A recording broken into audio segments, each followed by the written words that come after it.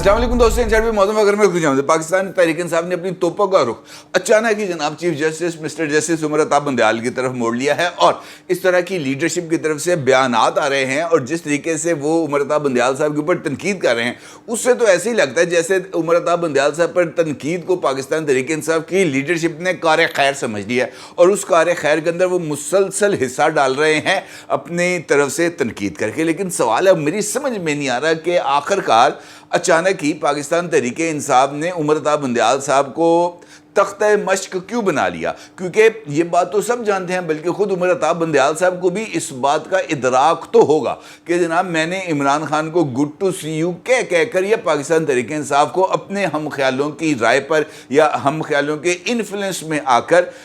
इस तरह के रिलीफ दिए हैं जो जिनकी मिसाल नहीं मिलती। और उन रिलीफ्स की वजह से ही इमरान खान की जो मुखालिफ जमातें हैं उनकी तरफ से मैं हमेशा ही तनकीद का निशाना बनता रहता हूँ। लेकिन ऐसा क्या हो गया कि अब अपोजिशन भी, यानी जो उमर अता बंदयाल साहब की अपोजिशन थी, मुस्लिम लीग नून, पीपल्स पार्टी और दीगर इत्तेहादी, वो तो तनकीद करते ही करते हैं उमर अता बंदयाल साहब। अब वो बंदा, वो पार्टी जिसके लिए उमर अता बंदयाल साहब ने पूरे पाकिस्तान को अपना मुखालिफ किया था, अब वो जमात भी अगर जनाब तनकीद करना शुरू हो गई है तो इसका मतलब क्या है, कुछ समझ में नहीं आ रही थी चीज़ें। लेकिन अगर आप गौर करें तो मेरा ख्याल है कि दो ही ऑप्शंस बाकी बचते हैं। एक ऑप्शन ये बचता है कि पाकिस्तान तहरीक इंसाफ की लीडरशिप उमर अता बंदयाल साहब से कुछ ऐसा रिलीफ चाहती है जो शायद वो रिलीफ ना दे पा रहे हों, या कुछ ही ऐसे मामले के ऊपर उमर अता बंदयाल साहब से फरमाइश की जा रही है जिस फरमाइश को वो पूरा करने की मौजूदा हालात में और इस टेन्योर के आखिरी अय्याम में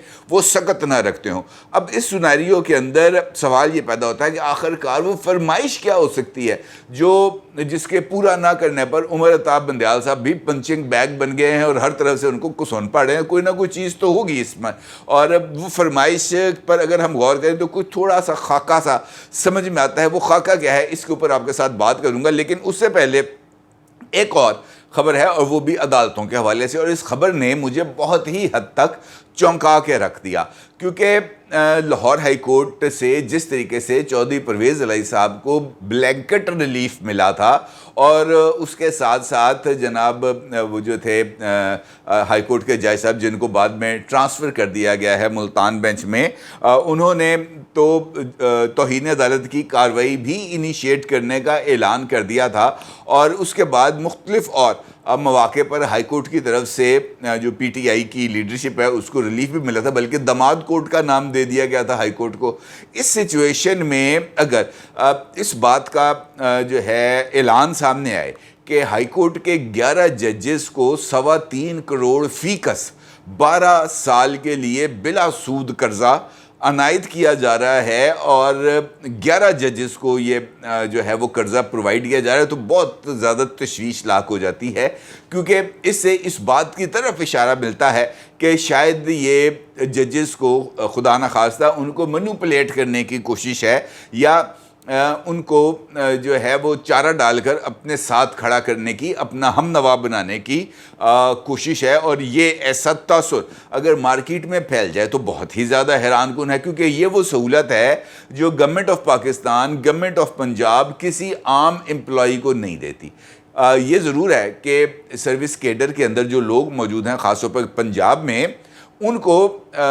सहूलत होती है कि वो हाउस लोन ले सकें, वो कार लोन ले सकें, वो बाइक लोन ले सकें, बच्चों को पढ़ाने के लिए लोन ले सकें, बच्चियों की शादी के लिए जहेज़ लोन ले सकें। लेकिन वो सब के सब चीज़ें ऑलरेडी सर्विस स्ट्रक्चर के अंदर ना सिर्फ मौजूद होती हैं, बल्कि गवर्नमेंट ऑफ पंजाब उसके ऊपर एक मार्कअप की एक शरह है, बड़ी नॉमिनल सी शरह है, वो उस पर से वसूल करती है। ये वाला जो केस जिसका मैं आपके साथ जिक्र कर रहा हूँ, ये इस हवाले से थोड़ा सा हटके है कि इसके लिए निगरान जो पंजाब कैबिनेट है उसके पास समरी आई, वह कैबिनेट ने उस समरी को मंजूर किया और फौरी तौर पर अकाउंटेंट जनरल पंजाब को इस बात की हदायत कर दी कि जनाब इनको पैसे दिए जाएं और 36 तनख्वाहें यानी 3 साल की तनख्वाहें यकमुश्त एडवांस दे दी जाएंगी और ये जो तनख्वाहें हैं ये 12 साल में वसूल की जाएंगी। और सबसे बढ़कर جو بات ہے کہ یہ جو پیسے ان کو دیے جا رہے ہیں یہ گھر خریدنے کے لیے نہیں دی جا رہے, یہ گھر بنانے کے لیے دے جا رہے ہیں. اب آپ اندازہ لگائیں کہ 3.5 کروڑ میں جس نے گھر کو کنسٹرکٹ کرانا ہے تو اس نے کیا چیز بنانے کو, محلات ہی بننے والے ہیں لگتا ہے مجھے پنجاب میں. اور میں اس کی ڈیٹیلز جب میں نے دیکھی, کل یہ خبر آئی تو اس کے اوپر کچھ ڈیٹیلز کو میں نے دیکھا تو میں ایک جج صاحب کا نام دیکھ کے اس کے اندر مزید حیران رہ گیا, کیونکہ اس کے اندر جسٹس شاہد وحید صاحب کا نام بھی تھا. اور جسٹس شاہد وحید صاحب کا نام اس وجہ سے چونکنے کا سبب تھا کہ یہ جو میں اور آپ یا پاکستان کے عوام اس وقت جو شوگر کرائسس کو بھگت رہے ہیں, اس کے اوپر جو سٹے آرڈر دیا تھا وہ جسٹس شاہد وحید صاحب نے ہی دیا تھا. بلکہ اب تک جتنی مرتبہ بھی یہ مل مالکان, شوگر ملز ایسوسی ایشن یا مل مالکان ریلیف حاصل کرنے کے لیے ہائی کورٹ سے انہوں نے رجوع کیا ہے, اس موقع پر جسٹس شاہد وحید صاحب کے پاس ہی ان کے کیسز لگے ہیں اور انہی کی طرف سے ان کو سٹے آرڈرز ملے ہیں. لہٰذا یہ والا معاملہ کسی اور طرف جاتا ہوا مجھے نظر آ رہا ہے. یہ اتنا سادہ کام نہیں ہے جتنا سادہ کام ہم اس کو سمجھ رہے ہیں. اور اسی طریقے سے پنجاب گورنمنٹ نے, آپ کو یاد ہوگا کہ کوئی 1 دن پہلے ایک رپورٹ بھی ہے, جب شوگر کرائسس آیا تھا تو ایک رپورٹ بھی دی تھی اور مختلف ٹی وی ٹاک شوز کے اندر ان 2 جج صاحبان کا ذکر بھی آ رہا تھا بار بار, جنہوں نے یہ جو شوگر کرائسس ہے اس کو پیدا کرنے میں رول بھی پلے کیا اور سٹے آرڈر دے کر گورنمنٹ کے تمام اداروں کو مجبور کر دیا کہ وہ شوگر مل ایسوسی ایشن یا شوگر مل اونرز کے خلاف کوئی کارروائی نہ کر سکیں. اب یہ رپورٹ جس کا میں آپ کے ساتھ ذکر کر رہا ہوں, اس رپورٹ میں گورنمنٹ آف پنجاب نے واضح طور پر اس بات کا ذکر کیا ہے کہ چینی کی قیمتوں میں اضافے کی وجہ لاہور ہائی کورٹ کا حکم امتناع ہے اور اس سٹے آرڈر نے قیمتوں میں اضافے کی راہ ہموار کی. اور اسی رپورٹ میں اس بات کا ذکر کیا گیا ہے کہ یہ سارے کے سارے کیسز جو ہیں مخصوص ججز کی عدالت میں ہی چلائے جا رہے ہیں. اب ان کا یہ کہنا ہے کہ شوگر ملز بروکرز اور سٹہ بازوں کے ذریعے ناجائز منافع کمایا جاتا ہے اور اس کے لیے گورنمنٹ آف پنجاب ہے اس نے ایک سمری کی منظوری دی تھی جس سے میں یہ جو قیمت کا تعین ہے اس کا اختیار کین کمشنر کو دیا گیا تھا اور انہوں نے اس کا جو قیمت کا تعین ہے یہ میرا خیال ہے کوئی 99 روپے کے قریب انہوں نے اس کی قیمت کا تعین کیا تھا, جس کے اوپر سٹے آرڈر جو ہے وہ 4 مئی 2023 کو دیا گیا اور یہ سٹے آرڈر ابھی تک موجود ہے. اور اس سے پہلے بھی جب شوگر کرائسس آیا تھا پاکستان میں اس وقت بھی یہی جج صاحب تھے, ان کے ساتھ ایک اور جج صاحب تھے, انہوں نے یہ دیا تھا. اب ایسا تو ہو نہیں سکتا کہ بہت سارے معاملات, میں نے آپ کو بتایا نا کہ بہت ساری چیزیں اس وقت عدالتوں کے اندر کوسچنیبل ہیں اور موجودہ حالات میں جہاں پر 200 یونٹ بجلی کے بلوں میں جو صارفین ہیں ان کے لیے کوئی تھوڑا بہت 2 ارب روپے کا ریلیف ہے اور پیسے وہ بھی قسطوں میں ادا کرنے ہیں, اس کے لیے آئی ایم ایف نے ناک رگڑوا کر جو ہے وہ اجازت دی ہے. اس سچویشن کے اندر اگر ہمیں یہ والی خبریں ملیں کہ جناب شہباز شریف کی گورنمنٹ کے اندر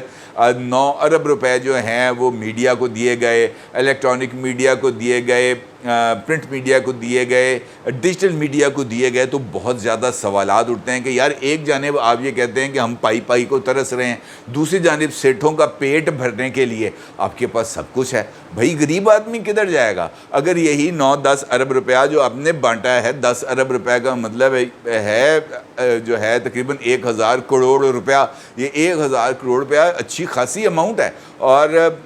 یہ اماؤنٹ کو اگر پراپرلی استعمال کیا جائے تو یہ لوگ جو اس وقت بجلی کے بلوں کے بوجھ میں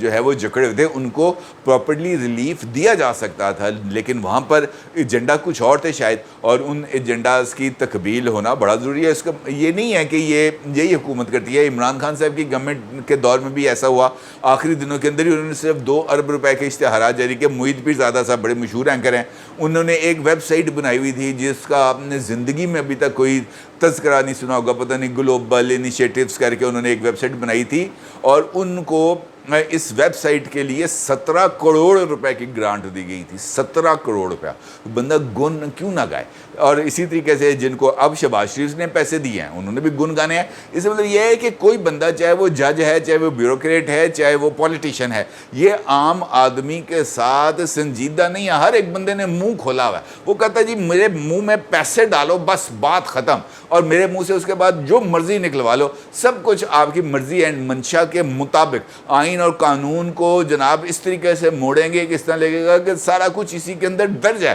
اور اسی کے مطابق فیصلے کریں. یہ وہ سچویشن ہے جس نے پاکستان کو آج اس حال میں لا کر کھڑا کر دیا ہے. یہ نا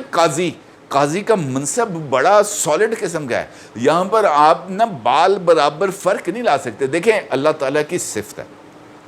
عادل اللہ تعالیٰ کی صفت ہے, منصف اللہ تعالیٰ کی صفت ہے. یعنی اللہ تعالیٰ کی جو صفت ہے اس کا زمین کے اوپر جو استعمال ہے وہ کون کرتا ہے؟ وہ جج کرتا ہے, وہ قاضی کرتا ہے. اور اگر وہ اس اللہ تعالیٰ کی صفت میں بال برابر بھی فرق کرتا ہے تو آپ جو ہے نا وہ نظام عدل کو عادل کے ساتھ جب آپ کمپیئر کریں گے تو آپ بہت بڑی پرابلم میں کریٹ ہو جائیں گے. لیکن یہاں پر جو پسند اور ناپسند ہے وہ اپنی جگہ چلتی ہے, اور یہی وہ صورتحال ہے جو سپریم کورٹ آف پاکستان میں جاتی ہے. موجودہ حالات کے اندر جو فرمائش ہے وہ ہے انتخابات کی تاریخ کے لیے پاکستان بار کونسل کی پٹیشن کو ایکسیپٹ کرنا, اس کو سماعت کے لیے لگانا اور اس کے لیے ہم خیال بینچز کی تشکیل. اور دوسری فرمائش ہے جو سندھ بار کی طرف سے آئی ہے اپلیکیشن, جس میں یہ کہا گیا ہے کہ آفیشیل سیکرٹ ایکٹ اور ملٹری ایکٹ ان کو کالا دم تصور کیا جائے اور ان کا جو گزٹ نوٹیفیکیشن ہے اس کو بھی کالا دم قرار دیا جائے, اور تصور یہ کیا جائے کہ یہ دونوں جو ایکٹس ہیں یہ ابھی بلز کی شکل میں ہی موجود ہیں. اور ان دو اقدامات سے عمران خان صاحب یا ان کی جماعت یہ نیریٹو کو کریٹ کرنے کی پوزیشن میں آ سکتی ہے کہ یہ اس وقت پاکستان میں آئین اور قانون کی حکمرانی نہیں ہے, بلکہ یہاں پر کوئی فرد واحد یا کوئی ادارہ تمام کے تمام انسٹیٹیوشنز کو زیر نگین رکھ چکا ہے,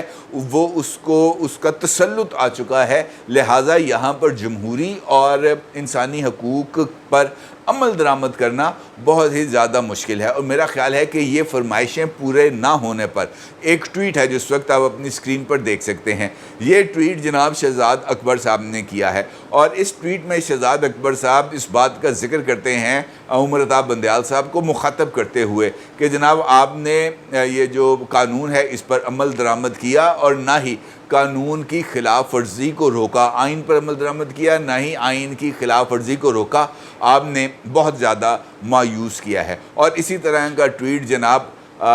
شہباز گل صاحب کی طرف سے بھی سامنے آیا ہے, اور انہوں نے بھی اسی بات کا ذکر کیا ہے کہ جناب عمر عطا بندیال صاحب آپ نے مایوس کیا. ایک سطر کا ٹویٹ ہے. یہ جو دونوں شخصیات ہیں اولدو کہ اس وقت پاکستان سے باہر موجود ہیں, پاکستان میں موجود نہیں ہیں, لیکن یہ بات بھی جس کو ہم جھٹلا نہیں سکتے کہ یہی اس وقت پاکستان تحریک انصاف کا مطمع نظر ہے کہ انہوں نے عدلیہ کو دباؤ میں لے کے آنا ہے, کیونکہ یہ بھی ٹرانزیشنل فیز ہے. اور اس ٹرانزیشنل فیز میں پاکستان بار کونسل 9 سپٹمبر کو ملک میں ہڑتال کا جو ہے انہوں نے فیصلہ کیا ہے. تمام عدالتی کارروائیاں بند رہیں گی, اور صدر سے انہوں نے مطالبہ کیا ہے کہ وہ انتخابات کی تاریخ کا اعلان کریں. یعنی معاملہ صرف وہی ہے کہ کسی نہ کسی طریقے سے اس وقت جو ایک اسٹیبلٹی کی ویو آ رہی ہے اس کے اندر کوئی نہ کوئی ہرڈل کو کریٹ کیا جائے, اور اس طرح کریٹ کیا جائے کہ یہ پورے کا پورا نظام ایک پانی کا بلبلہ ثابت ہو اور ذرا سی چوٹ پڑے اور جناب وہ ببل جو ہے وہ برسٹ کر جائے, اور اس کے بعد زیرو سے ہمیں دوبارہ جو ہے وہ سٹارٹ لینا پڑے. خطرناک موو ہے, اور مجھے نہیں لگتا کہ جناب چیف جسٹس عمر عطا بندیال صاحب اس وقت جب وہ اپنے ٹینیور کے آخری ایام میں ہیں وہ اس طرح کا کسی بھی ایڈونچر میں جانا پسند کریں گے, کیونکہ یہ جو ٹائم ہے اس میں اگر وہ نہیں کہتے جو لاسٹ کریڈیبلٹی, وہ اگر دوبارہ اس کی طرف جائیں اور اس کریڈیبلٹی کو حاصل کرنے کی کوشش کریں تو میرا خیال ہے کہ یہ ان کے لیے ایک فیزیبل ایک وائبل آپشن ہو سکتا ہے. ادروائز اگر وہ اس انفلوئنس میں آ جائیں گے یا فرمائشیں پوری کرنے کے چکروں میں آ جائیں گے تو امجد نون صاحب کی مثال ان کے سامنے آ چکی ہے اور حالات اس کے بعد اور زیادہ خراب ہو سکتے ہیں. اپنی رائے کا ضرور اظہار کیجیے گا. آپ کا بہت شکریہ. اللہ حافظ.